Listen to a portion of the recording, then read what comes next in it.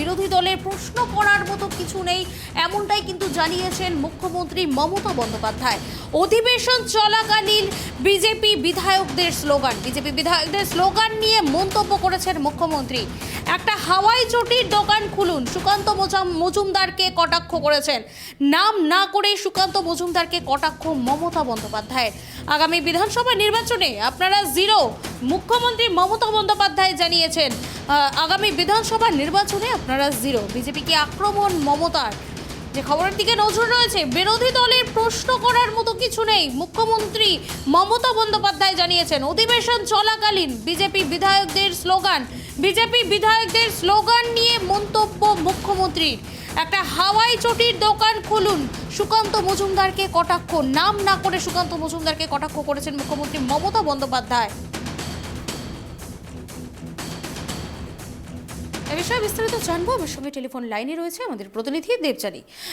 বিরোধী দলের প্রশ্ন করার মতো কিছু নেই এবং অধিবেশন চলাকালীন বিজেপি বিধায়কদের স্লোগান, ঠিক কি ঘটেছে, কি আপডেট রয়েছে? দেখো, আজকে মুখ্যমন্ত্রীকে বালুরঘাটের বিধায়ক অশোক লাহিড়ী তিনি প্রশ্ন করেন যে কেন্দ্র থেকে রাজ্য সরকার যে টাকাটা কর বাবদ পায় সেখান থেকে কেন্দ্র সরকার কত টাকা কেটে নিয়ে যায় তার একটা ব্যাখ্যা তিনি চান মুখ্যমন্ত্রীর কাছে। এরপরে মুখ্যমন্ত্রী বলেন তার জবাবে যে এটা বাজেট রিলেটেড প্রশ্ন, এবং তারপরে মুখ্যমন্ত্রী তাকে বলেন যে বাংলায় কিছু ঘটলে 155টা কমিশন আসে, কিন্তু গুজরাট, উত্তরপ্রদেশ, মধ্যপ্রদেশে কিছু হলে কোনো কমিশন যায় না, এবং কেন্দ্রীয় সরকার বাংলাকে যে টাকা দিচ্ছে না সে কথাও তিনি বলেন। তারপরে বিজেপির বিধায়করা মুখ্যমন্ত্রীকে উদ্দেশ্য করে স্লোগান দেন। শিক্ষা নিয়ে মুখ্যমন্ত্রীকে তারা কটাক্ষ করে। বিধানসভা হাউস চলাকালীনই তারা স্লোগান দিতে থাকে। সেই সময় তারপরে যখন বিজেপি বিধায়করা স্লোগান দিচ্ছিলেন, তারপরে স্পিকারকে মুখ্যমন্ত্রী বলেন যে বিরোধী দলের প্রশ্ন করার মতো কিছু নেই, তারা স্লোগান দেয়। এবং তোমার মনে আছে নিশ্চয়ই যে 12ই জুন যখন সুকান্ত মজুমদার একটি রাজনৈতিক কর্মসূচিতে অংশ নিয়ে কর্তব্যরত পুলিশ কর্মীর দিকে একটি হাওয়াই চটি ছুড়েছিলেন, যেটা নিয়ে পরে তিনি একটা বিতর্কের মধ্যেও পড়েন।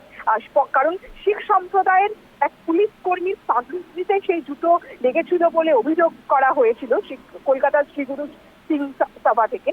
এবং আমরা এটাও দেখেছিলাম যে রাজ্যের বিভিন্ন প্রান্তের গুরুদ্বারের প্রতিনিধিরা কিন্তু এবং শিখ সম্প্রদায়ের মানুষরা কিন্তু ক্ষোভের থেকে পড়েছিলেন। এমনকি কালীঘাট থানাতে সুকান্ত মজুমদারের বিরুদ্ধে একটা এফআইআরও হয়। আজকে সেই প্রসঙ্গ মুখ্যমন্ত্রী বিধানসভায় তোলেন এবং সেটা নিয়ে সুকান্ত মজুমদারের তিনি সমালোচনা করেন, নাম না করে তাকে তার সমালোচনা করেন, এবং তিনি এটাও বলেন যে একটা হাওয়াই চটির দোকান খুলুন, হাফ মিনিস্টার বলেও তাকে কটাক্ষ করেন।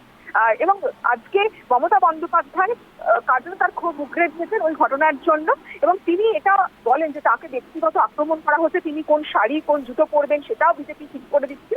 এবং সবশেষে মমতা বন্দ্যোপাধ্যায় বলেন যে বিজেপি যেভাবে রাজনীতি করছে সেই রাজনীতি করলে বিধানসভা নির্বাচন অর্থাৎ 26-এ নির্বাচনে বিজেপি বাংলায় জিরো হয়ে যাবে, অর্থাৎ একটা আসনও পাবে না। এবং তারপরে আমরা দেখেছি যে বিজেপি বিধায়করা তারা ওয়াকআউট করে বেরিয়ে এসে তারা কিন্তু বিধানসভার গেটের বাইরে এখন স্লোগান দিচ্ছে, এবং তারা সেখানে অধিবেশন কক্ষের বাইরে বিধানসভা বাইরে তারা কিন্তু কার্যত এখন আন্দোলন করতে বসে আছে।